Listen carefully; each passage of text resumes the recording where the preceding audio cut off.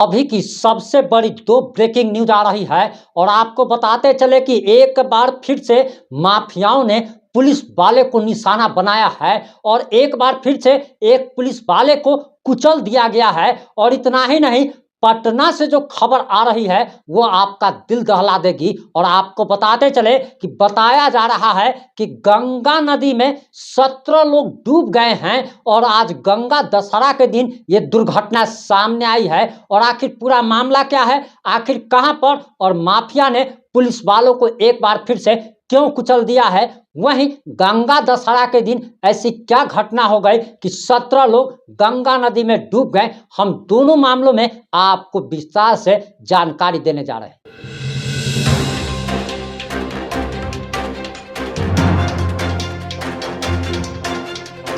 नमस्कार, मैं प्रिंस कुमार सिंह और आप देख रहे हैं पॉजिटिव इंडिया। इस वक्त की सबसे बड़ी खबर कि बालू माफिया ने एक बार फिर से पुलिस वाले को ट्रैक्टर से कुचल दिया है। और आपको बताते चले कि आज से मात्र 2 दिन पहले औरंगाबाद से ही ऐसी घटना सामने आई थी जहां पर पुलिस वाले को ट्रैक्टर से कुचल दिया गया था और आरा के रहने वाले दीपक कुमार नाम के एक सिपाही की इसमें मौत हो जाती है, दर्दनाक मौत होती है। और फिर 2 दिन के बाद बालू माफिया ने एक बार फिर से पुलिस वाले को कुचल दिया है और कुचलने की घटना मात्र 2 दिन के बाद हो गई है। वहीं आपको जानकारी देते चले कि आज और सिर्फ और कल नहीं बल्कि प्रतिदिन ऐसी सूचना आ रही है कि जहां पर पुलिस वाले को दौड़ा दौड़ा कर पीटा जा रहा है, फायरिंग की जा रही है। आज सुबह भी हमने आपको ब्रेकिंग न्यूज में जानकारी दी थी, कल भी हमने आपको जानकारी दी थी। और लगातार ऐसी घटनाओं का सामने आना कहीं ना कहीं पुलिस प्रशासन पर सवाल खड़ा करता है, सरकार पर सवाल करता है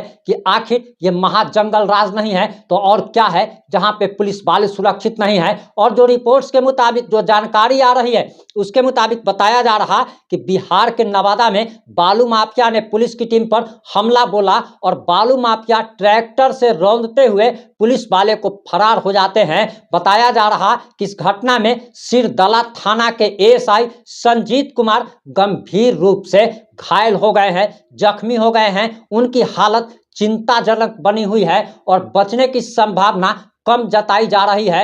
वहीं बताया जा रहा कि उन्हें मेडिकल अस्पताल रेफर कर दिया गया है। पूरा मामला बताया जा रहा कि सिरदला थाना क्षेत्र के लौंद गांव के पास का है जहां बेखौफ बालू माफिया ने पुलिस की टीम को निशाना बनाया, एएसआई को रौंदते हुए बालू से लदे ट्रैक्टर को लेकर घटनास्थल से फरार हो गए। और घटना के बाद पूरे पुलिस महकमे में हड़कंप मच गया है। बताया जा रहा कि दरअसल बालू माफिया के खिलाफ प्रशासन एक अभियान चला रहा था और उसी अभियान में छापा मारने पहुंची पुलिस टीम पर हमला किया गया है। और आपको बताते चले कि दरअसल ऐसा मामला औरंगाबाद में भी हुआ था, जो कि हमने आपको लगातार हम आपको जानकारी दे रहे हैं कि बिहार में सैकड़ों नहीं बल्कि आप अगर सभी जिलों का मिलाया जाए तो लगभग 300 से 500 के बीच में आपराधिक घटनाएं हो रही है। और अचानक से ये आपराधिक घटनाएं बढ़ गई है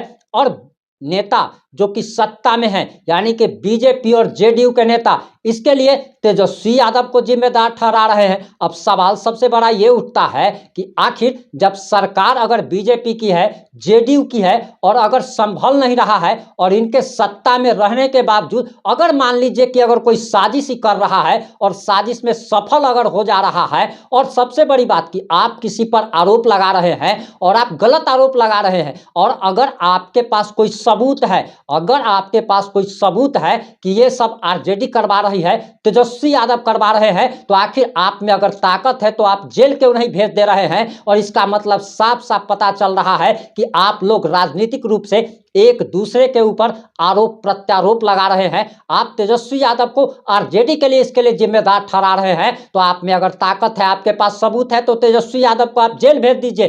क्या आप चाहते हैं कि इस तरीके की घटनाएं प्रतिदिन सैकड़ों की संख्या में होती रहे? वहीं आपको बताते चले कि दरअसल एक और सूचना आ रही है और बताया जा रहा कि दरअसल 4 लोग जहां आरा में डूब गए हैं, वहीं पटना जिले के बाढ़ इलाका में 17 लोग गंगा नदी में डूब गए। गंगा दशहरा के लिए ये लोग नहाने के लिए गए थे, स्नान करने के लिए गए थे। और सबसे गंभीर बात यह है कि 17 लोग जो डूबे थे, अभी से 3 से 3.5 घंटा पहले 3.5 घंटा पहले यह घटना हुई है। 12 लोगों को निकाल लिया गया है। रेस्क्यू टीम पहुंची थी, एसडीआरएफ की टीम पहुंची थी, एनडीआरएफ की टीम पहुंची थी और 12 लोगों को बचा लिया गया है। लेकिन 5 लोगों को अभी तक बचाया नहीं जा सका और 3.5 घंटे से लगातार उनकी तलाश जारी है, लेकिन उन लोगों को अभी तक उनकी कोई खोज खबर नहीं मिल रही है। वहीं इसमें सबसे बड़ी दिल दहला देने वाली बात यह है कि 5 लोग जो लापता बताए जा रहे हैं और भगवान करे कि वे जीवित अवस्था में हो। खैर, उनके जीवित होने के चांसेस काफी कम नजर आ रहे हैं, क्योंकि 3.5 घंटा में पानी में रहकर भला कोई जिंदा कैसे रह सकता है। लेकिन दिल दहला देने वाली बात यह है कि 5 लोग एक ही परिवार के सदस्य थे।